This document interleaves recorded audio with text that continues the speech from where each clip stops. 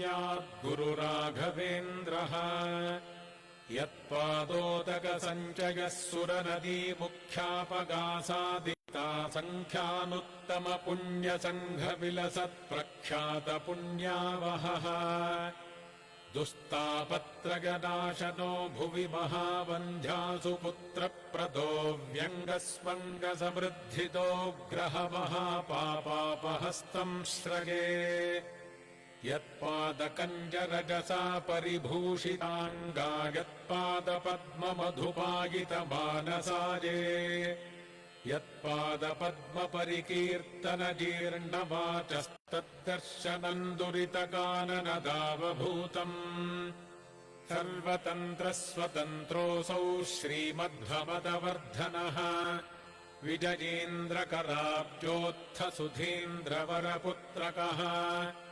श्रीराघवेन्द्रो यतिराड्गुरुर्मे स्याद्भजापहः ज्ञानभक्तिसुपुत्रायुर्यशः श्रीपुण्यवर्धनः प्रतिवादिजगस्वान्तभेदचिह्नादरो गुरुः सर्वविद्याप्रवीणोऽन्यो राघवेन्द्रान्न विद्यते अपरोक्षीकृतः श्रीशः समुपेक्षितभावजः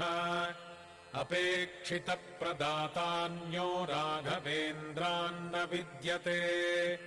दजादाक्षिण्यवैराग्यवाक्पाटवमुखाङ्कितः शापानुग्रहशक्तोऽन्यो राघवेन्द्रान्न विद्यते अज्ञानविस्मृतिभ्रान्तिसंशयापस्मृतिक्षयाः तन्द्राकम्पवचः कौण्ठ्यमुखाजे चेन्द्रियोद्भवाः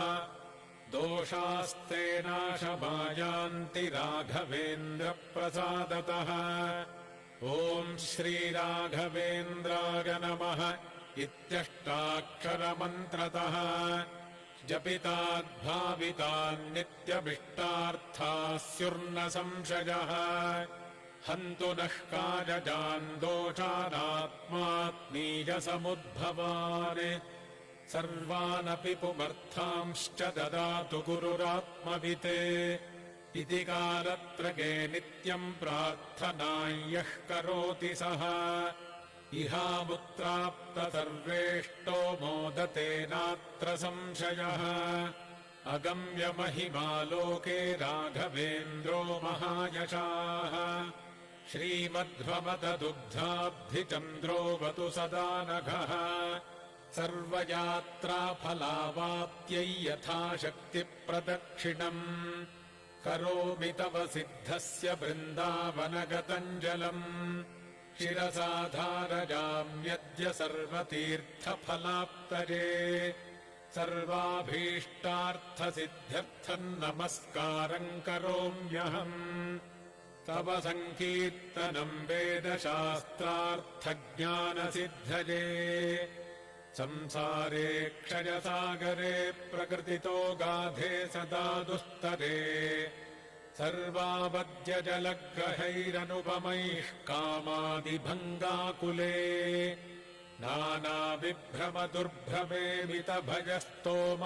नानाविभ्रमदुर्भ्रमेमितभयस्तोमादिफेनोत्कटे दुःखोत्कृष्टविषयसमुद्धर गुरो मामग्नरूपम् सदा राघवेन्द्रगुरुस्तोत्रम् यः पठेद्भक्तिपूर्वकम् तस्य कुष्ठादिरोगाणाम् निवृत्तिस्त्वरया भवेत् अन्धोऽपि दिव्यदृष्टिः स्यादेडमूकोऽपि वाक्पतिः पूर्णायुः पूर्णसम्पत्तिस्तोत्रस्यास्य जपाद्भवेत् यः पिबेज्जलमेतेन स्तोत्रेणैवाभिमन्त्रितम् तस्य कुक्षिगता दोषाः सर्वे नश्यन्ति तत्क्षणात् यद्वृन्दावनवासाद्य पङ्गुः खञ्जोऽपि वा जनः स्तोत्रेणानेन यः कुर्यात् प्रदक्षिणनमस्कृती स जङ्घालो भवेदेव गुरुराजप्रसादतः सोमसूर्योपरागे च पुष्यार्कादिसमागमे